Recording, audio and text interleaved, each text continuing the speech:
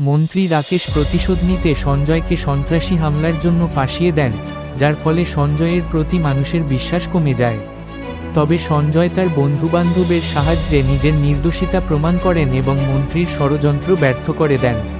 শেষে সঞ্জয় মন্ত্রীর বাসভবনে গিয়ে তাকে হত্যা করেন এবং পুলিশের কাছে আত্মসমর্পণ করেন।